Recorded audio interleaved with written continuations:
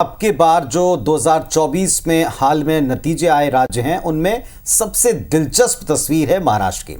लगा था कि महाराष्ट्र में जिस तरह के नतीजे हैं कोई दिक्कत महायुति को नहीं होगी, लेकिन बीते 4 दिनों ने बता दिया कि राह तो वहां भी आसान नहीं है।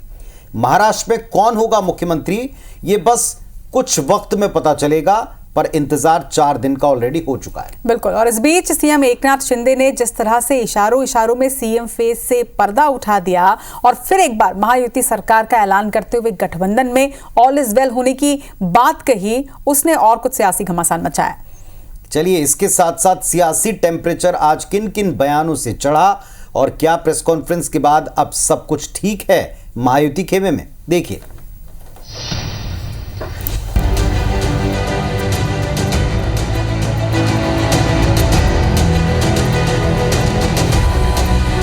एक कॉमन मैन की सरकार है। मैं मुख्यमंत्री खुद को नहीं समझता था, मैं सीएम मीन्स कॉमन मैन। मैंने अमित भाई जी को भी फोन किया, मोदी जी को भी फोन किया। सरकार बनाने में हमारी तरफ से कोई भी रुकावट, कोई भी अड़चन, कोई भी कुछ भी किसी भी तरह का अड़ंगा नहीं है। और अब तक महाराष्ट्र को ये नहीं पता है कि उनका मुख्यमंत्री कहाँ होगा। ये तो जनादेश का निरादर करना है।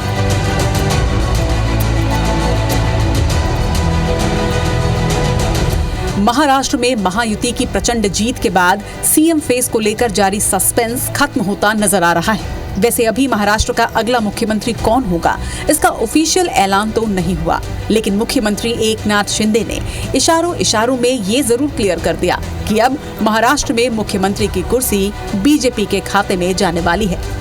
शिंदे ने प्रेस कॉन्फ्रेंस में 2.5 साल के अपने कार्यकाल में बीजेपी का बेहतर सपोर्ट मिलने की बात कही और विकास के कामों को गिनाते हुए खुद को एक कॉमन मैन बताया। तो वहीं उन्होंने प्रधानमंत्री नरेंद्र मोदी और गृह मंत्री अमित शाह के फैसले के साथ खड़े होने की बात कही। ऐसी सरकार जो है आम जनता की सरकार है, सर्वसामान्य मानुष की सरकार है, एक कॉमन मैन की सरकार है। मैं मुख्यमंत्री खुद को नहीं समझता था, मैं सीएम मीन्स कॉमन मैन। एक कॉमन मैन काम करता है कॉमन मैन के लिए, तो इसलिए मैं खुद को एक कार्यकर्ता के रूप में काम किया 2.5 साल में। मैंने अमित भाई जी को भी फोन किया, मोदी जी को भी फोन किया। सरकार बनाने में हमारी तरफ से कोई भी रुकावट, कोई भी अड़चन, कोई भी कुछ भी किसी भी तरह का अड़ंगा नहीं है। आप बेशक आप निर्णय ले लो, उस निर्णय की तामील हो जाएगी, निर्णय की अमल हो जाएगी। कल अमित शाह जी के साथ, अमित भाई के साथ हमारी तीनों दलों की बैठक होगी। उस बैठक में पूरी तरह चर्चा होगी विस्तार से, और विस्तार से चर्चा होने के बाद निर्णय होगा। एक और सीएम एकनाथ शिंदे ने बीजेपी के सीएम फेस को लेकर अपनी ओर से हरी झंडी दिखा दी है, तो वहीं दूसरी ओर शिवसेना उद्धव गुट के नेता महाराष्ट्र में मुख्यमंत्री चेहरे को लेकर तंज कस रहे हैं। महायुति पर सत्ता के भूखे होने का आरोप लगा रहे हैं। वहीं महाराष्ट्र बीजेपी अध्यक्ष चंद्रशेखर बावनकुले ने सीएम शिंदे का आभार जताया और सीएम फेस को लेकर केंद्रीय नेतृत्व के फैसले को स्वीकार करने की बात कही। अगर बीजेपी में निर्णय हो चुका है देवेंद्र फडणवीस जी को मुख्यमंत्री बनाने का, तो उनको रोक कौन रहा है? ये सच्चाई ये है कि कोई निर्णय ये लोग बगैर खींचतान के लेते नहीं हैं। ये पावर हंग्री इतने हैं कि आज इतने दिन इतना भारी बहुमत मिला है और अब तक महाराष्ट्र को ये नहीं पता है कि उनका मुख्यमंत्री कहाँ होगा।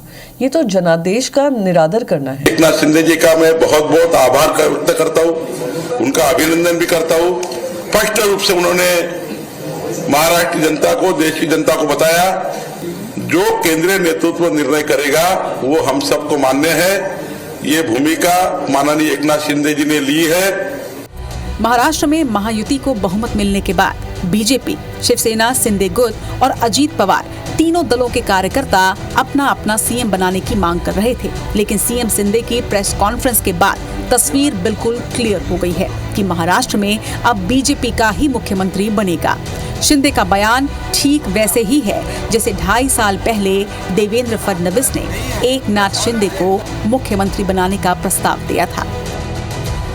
Bureau report, IBC 24। तो दरअसल ये प्रेस कॉन्फ्रेंस के पहले कहा तो ये जा रहा है कि साफ और क्लियर मैसेज दिल्ली से था कि अब की बार ना हो पाएगा। इस बार बीजेपी के नंबर्स देखते हुए शायद दूसरे को ही समझौता करना पड़े, दूसरे को ही इसमें आगे आना पड़े। और कुछ देर बाद ये प्रेस कॉन्फ्रेंस हो गई, लेकिन क्या वाकई जिस तरफ संकेत है वही मुख्यमंत्री हैं या कोई और आश्चर्यजनक फैसला होता है, इस पर नजर हमारी बनी हुई है।